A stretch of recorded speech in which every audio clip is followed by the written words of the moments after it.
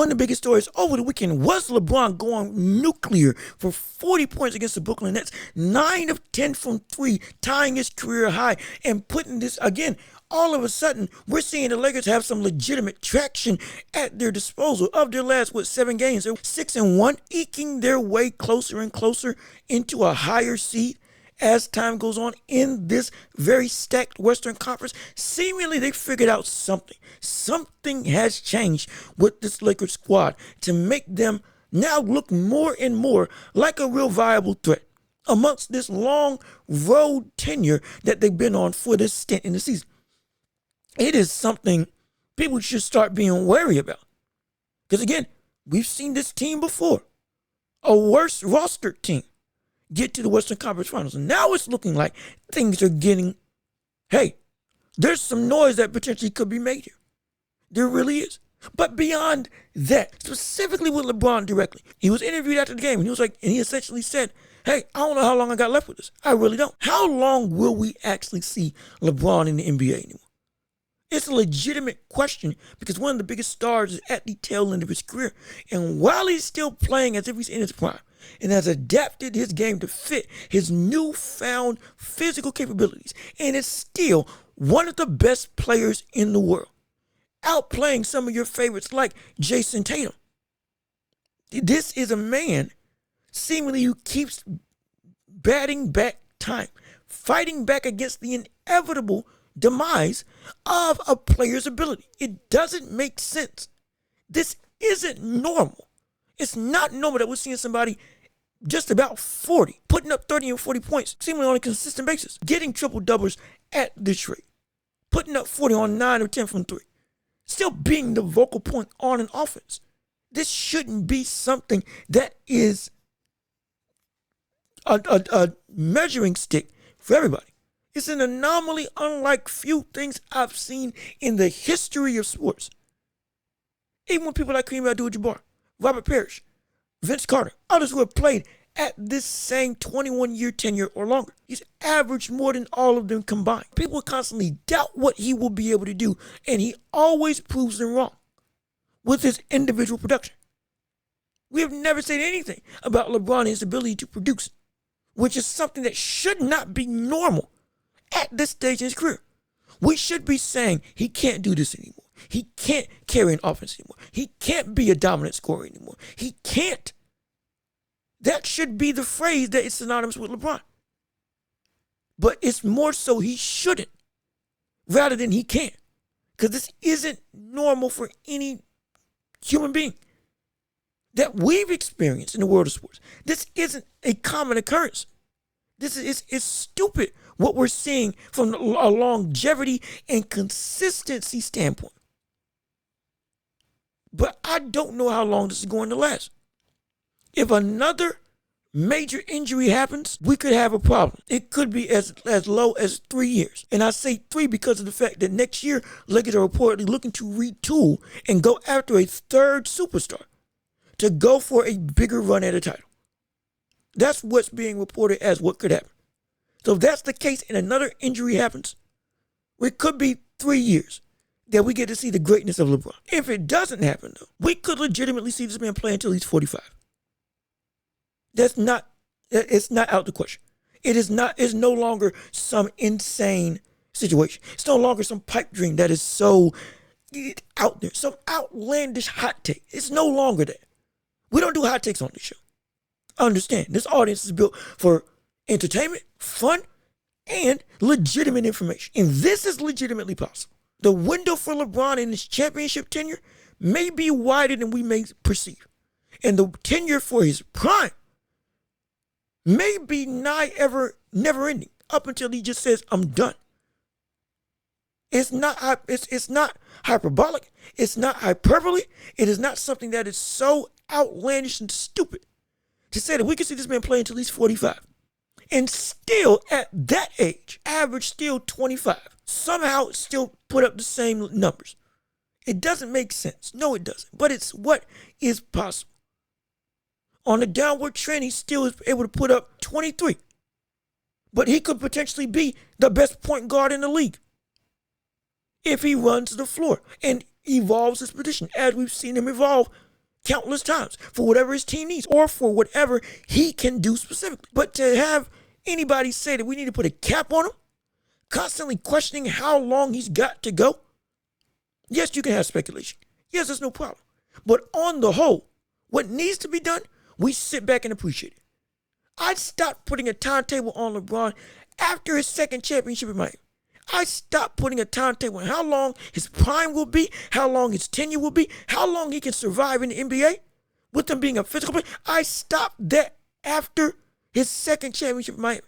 I said he'll never be. People were coming to me saying that the average knockoff for people in terms of when they start going down, 34, 35, 32, 33, if we're being perfectly honest. I, at that point, said no. I don't think it's going to happen. You're downplaying what we're seeing from this brother. This is not going to be something that's going to be a flash in the pan. This prime will not end. And I'm standing by it up until he proves me wrong. Because I knew I was seeing something that isn't common. Something that we may never see again. I knew I was witnessing something special. Hence, I stopped putting restraints on how special it could be. You should do the same. All of us should do the same. Appreciating the greats, appreciating basketball, and appreciating specifically what LeBron is bringing to the table. Same thing with Steph, same thing with Kevin Durant, all these people. Appreciating what they're bringing right now is the main thing that you should do. And specifically for LeBron, it needs to be a situation where no longer do you need to have that ire or that expectation of the downward spiral to happen, because it's not going to happen. It's not going to be apparent. Most likely it's not going to be something that actually takes hold. And it's going to be, it ends when he ends. It ends when he's done. It ends when he officially says, I'm done from the game of basketball. But until then, I'm going to enjoy the ride. I don't know when the window's going to close. I don't know when the championships are going to end in terms of legitimate opportunity. But I do know one thing. I will never sit back here and go and have LeBron on a expected downward spiral. Never have that. I'll never say that the pedestal that he is rightfully put on will fall from under him up until he says I'm done. I'll never do it up until he says it happens. Because I'm not going to sit here and wait for the inevitable. I'm going to sit here and appreciate the unexpected. Because that's what this is. This whole story of LeBron is unexpected. Due to, yes, he was crowned the chosen one. He was crowned the next LeBron. Or crowned the next Jordan. Crowned on the likes of Bird and others. Kareem.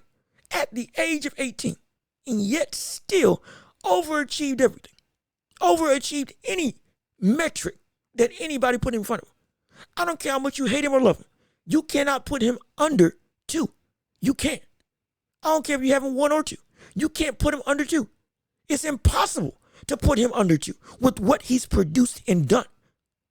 He has everything anybody could ask for out of a career.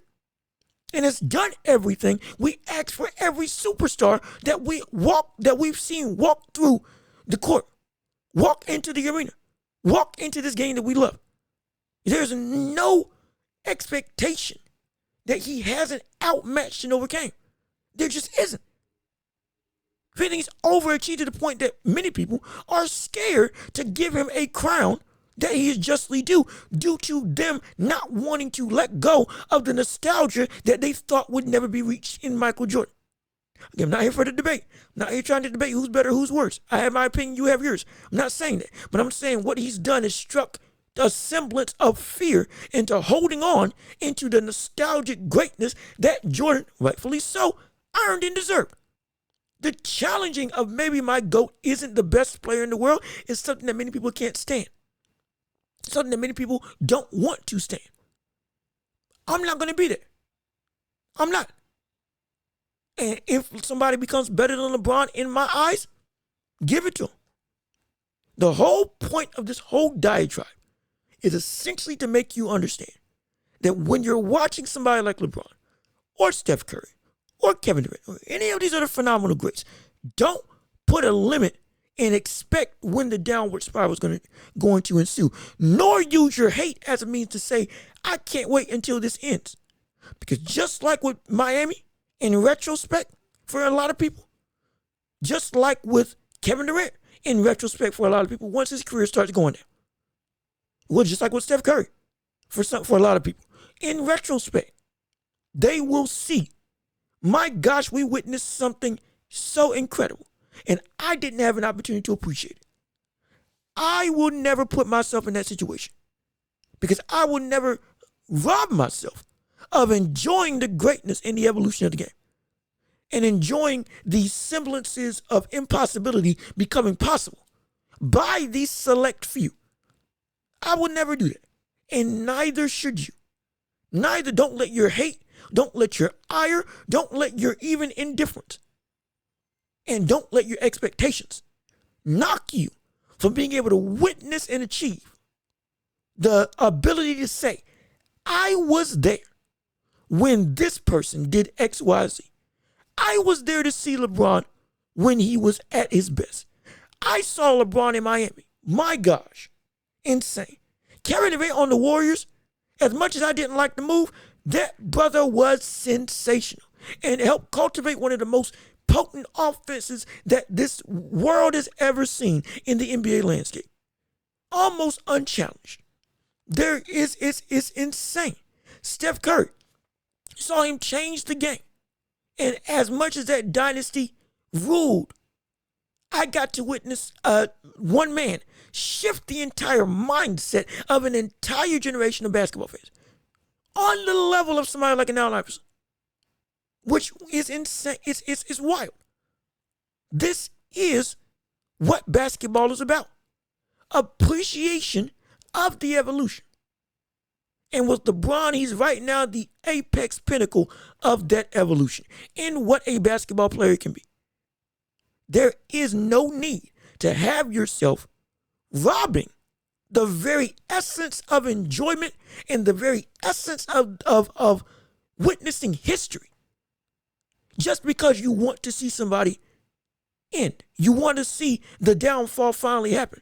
So you can say, see, I knew he couldn't last forever. That is a ridiculous statement. Let yourself lose yourself in enjoying and witnessing the game. You can still be critical. You can still be analytical. You can still pinpoint and nitpick stuff. And you should do it appropriately, mind you, not egregiously. But you can still do that. I do that all the time. I do that here. But I never let that rob me of what I'm witnessing in the whole historical context of exactly what this league is about.